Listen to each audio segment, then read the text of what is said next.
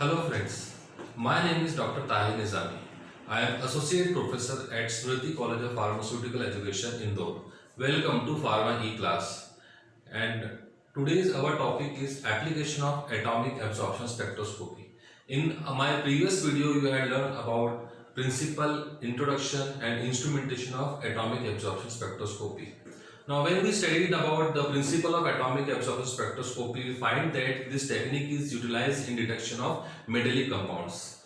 Although we have some other techniques to determine metallic compounds like flame photometry, but atomic absorption spectroscopy is more advanced and accurate method for determination of metallic compounds. So in atomic absorption spectroscopy, we determine the concentration of metal elements like sodium, potassium, calcium, magnesium, uranium in the biological samples as well as in food industries. So let us discuss what is the main application of atomic absorption spectroscopy.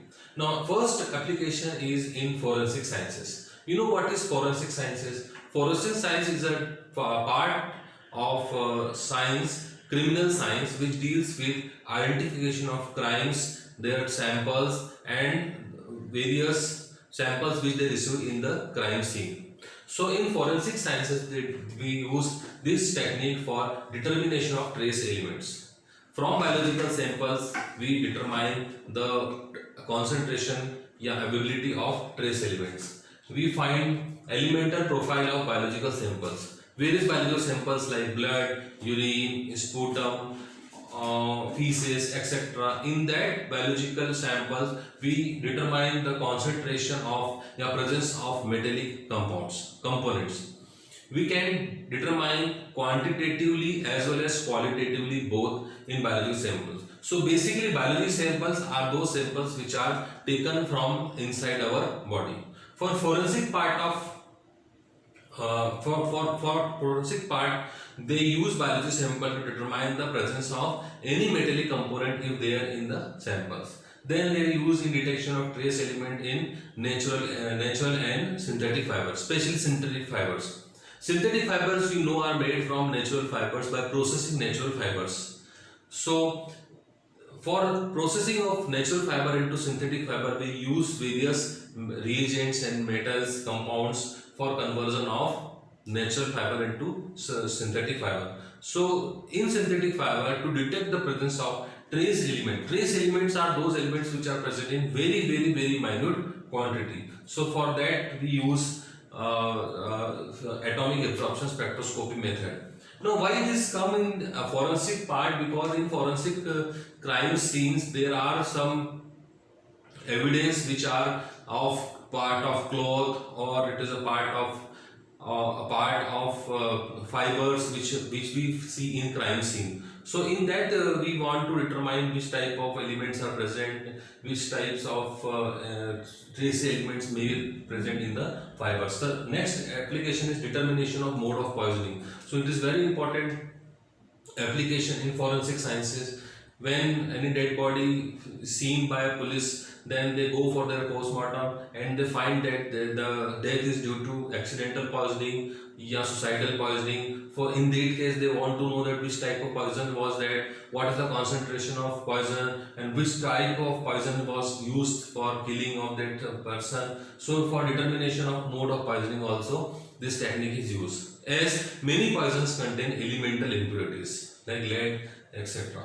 Hair analysis of heavy metal poisoning. Again, in crime scenes there are some evidence which are related to hair, sample of hair. To determine the concentration of certain elements in that hairs, this technique is used. So these are all techniques which are used in forensic sciences. Now, other than forensic sciences, atomic absorption spectroscopy is also important for environmental studies. You know, study of environment is very important, and to know about the pollution, concentration of pollutants in air, lead in air, sulfur dioxide in air. For all that purpose, we need a suitable technique to determine the concentration of certain elements in air, which are known as pollutants. For environmental studies, we use atomic absorption spectroscopy for detection of metallic impurities in drinking water. In drinking water, many metallic impurities are there because it is obtained from various sources. to determine the water quality of ocean, soil. In soil, many metallic components are there to determine their concentration, and if there are any metallic impurities, poisonous impurities are present in soil which affect the fertility of soil, that can be detected by atomic absorption spectroscopy. So these are the two important application of atomic absorption spectroscopy. Another important application is in food industry. In food samples, this technique is applied to detection of metallic contents, sodium, calcium, potassium. The qualitative and quantitative analysis of these elements are done in food sample to check the accuracy and suitability of that food substances. Another important application in pharmaceutical field is qualitative and quantitative analysis. Student, you have learned limit test in inorganic chemistry. So what you have learned in limit test, that heavy metals, iron, lead, arsenic, these are all substances which can present in the samples, and that can make the sample impure. To determine the limit test, you perform limit test for chloride, sulfate, arsenic, lead, heavy metal, iron. Similarly, in pharmaceutical substances like tablets, capsules, syrups, there is a need to determine the concentration of these metallic components, especially lead and iron, so as to check their limits of detection, so as to check their concentration if it is not exceed to a certain desired limit. So in pharmaceutical field, we can use atomic absorption spectroscopy for determination of both quantitative and qualitative determination of components.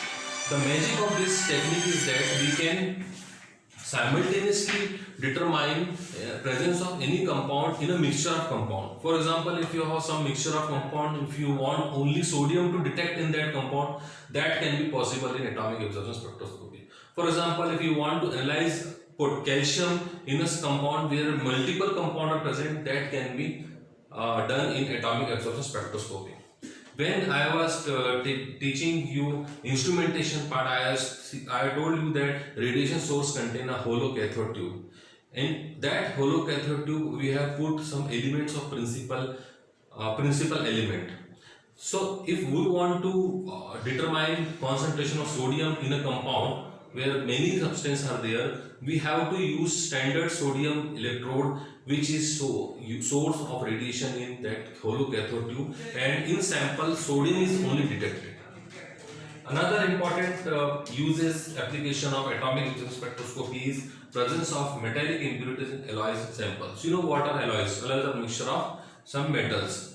So to determine the ratio of one metal and another metal, we use this atomic absorption spectroscopy. Another important application is to detection of lead in petrol. You know, lead is a component which is added in petrol. So to determine the concentration amount of lead present in petrol, we use atomic absorption spectroscopy. And last important application of atomic absorption spectroscopy is determination of concentration of alkali and alkaline earth elements in samples. Although for this technique, flame photometer is very important, it is recommended technique, but if we want to analyze these alkaline or alkali earth metals like sodium, potassium, calcium, lithium, so it can be done with atomic absorption spectroscopy also. So these are all about the basic application of atomic absorption spectroscopy. Thank you very much.